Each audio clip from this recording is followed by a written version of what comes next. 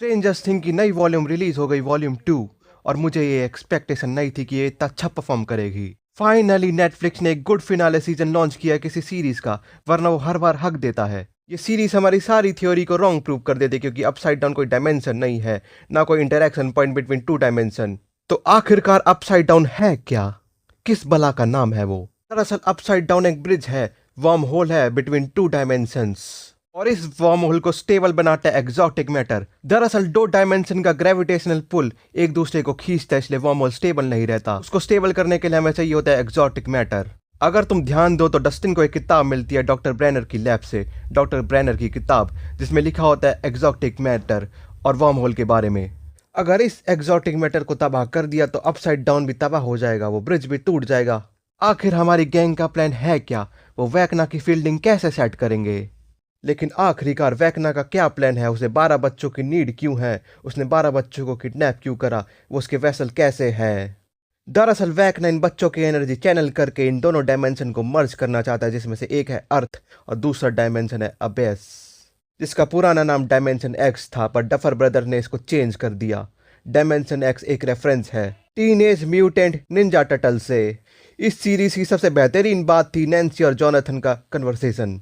वो लोग जिंदगी और मौत के बीच में अपने बीच के डिफरेंसेस को केयर करते हैं कि उनके बीच में इतने डिफरेंसेस क्यों हैं। लेकिन सबसे अच्छा सीन था स्टीव और डस्टिन का भाईचारा। वो एक दूसरे से कहते हैं मरेंगे तो साथ में।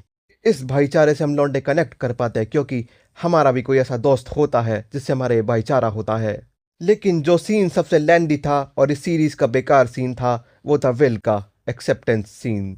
मैं जानता हूँ विल को अपने आप को एक्सेप्ट करना था कि वो क्या सोचता है, कैसा फील करता है। वही उसका सबसे बड़ा डर था कि अगर उसके दोस्तों को पता चला कि असल में वो क्या है तो उसके दोस्त उसे अबेंडन कर देंगे। लेकिन वो उसका सबसे बड़ा डर उसने दूर कर दिया। लेकिन वो सीन बहुत लेंथी था, क्योंकि वो और करके लेंथ बढ़ा रहा था। विल को जब पावर मिली थी पहली बार, तो वो अपनी हैप्पी मेमोरीज को सोचता है, जिससे वो वैकना के हाइव माइंड को काउंटर कर पाता है। लेकिन उसने अपना सबसे बड़ा डर अपने दोस्तों के सामने एक्सेप्ट कर लिया, इसलिए अब कोई डर नहीं है उसे। अब वैकना उसका कुछ नहीं बिगाड़ सकता। जनता का अभी भी सबसे बड़ा सवाल है कि वैकना उस केव से क्यों डरता था। आखिर उस केव में ऐसा क्या हुआ जिससे वो टेरिफाइड है? अगर तुम नहीं सुनना चाहते आगे क्या होगा तो इस पार्ट को स्किप कर दो, क्योंकि आगे स्पॉयलर्स है। हमें हेनरी की मेमोरी दिखाई जाती है, जिसमें वो एक आदमी से मिलता है जिसके पास एक अजीब सा सूटकेस था। वो आदमी घायल था, वो आदमी उस पर गोली ताने हुए था। हम देखते हैं कि हेनरी के पास पावर बचपन से नहीं थी, वरना वो उस गोली से बच जाता जो उसके हाथ में लगी थी। लेकिन उस सूटकेस में ऐसा क्या था? वो आदमी क्या लेके भाग रहा था? दरअसल उस सूटकेस में माइंड फ्लेयर के पार्टिकल थे। वो आदमी डॉक्टर ब्रेनर की लैब से उसे लेके भाग रहा था। लेकिन डॉक्टर ब्रेनर के पास ये पार्टिकल कैसे आए? मैंने अपनी पिछली वीडियो में भी बताया था कि उसके फादर की शिप बहुत समय पहले डायमेंशन एक्स में फंस गई थी। सारे के सारे लोग उस शिप के मर गए, सिवाय ब्रेनर के फादर के। ब्रेनर के फादर का खून अल्टर हो गया, यानी कि उनका ब्लड टाइप चेंज हो गया। ब्रेनर ने अपने फादर से ही माइंड फ्लेयर के पार्टिकल्स निकाले थे, जिसे वो लसन साइंटिस्ट सोवियत यूनियन को बेचना चाहता था। इसलिए वो भागा था वो सूटकेस लेके, जिसमें माइंड फ्लेयर के पार्टिकल थे। हेनरी ने उस सूटकेस को खोला तो उसका माइंड डायमेंशन एक्स में चला गया था, यानी कि अबेस में। लेकिन अब हेनरी अबेस में खुलेआम कैसे घूम रहा है? इसका सिंपल सा जवाब है सीजन 4 में उसने माइंड फ्लेयर को काबू में कर लिया था, यानी कि मेन विलन वैकना है।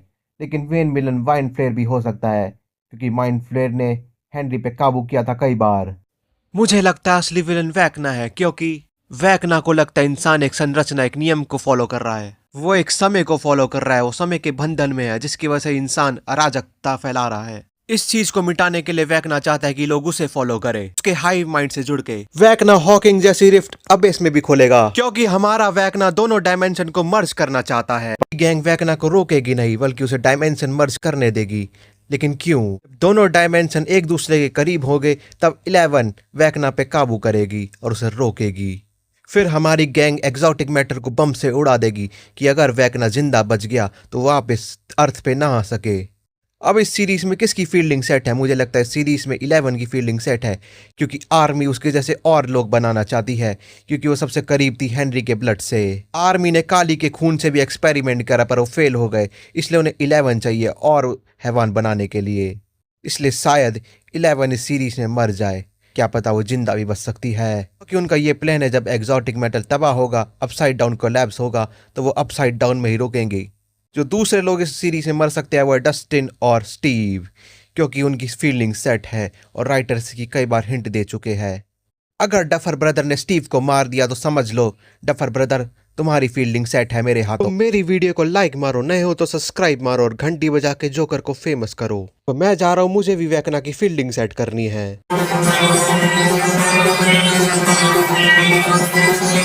यह बनाया तुमको।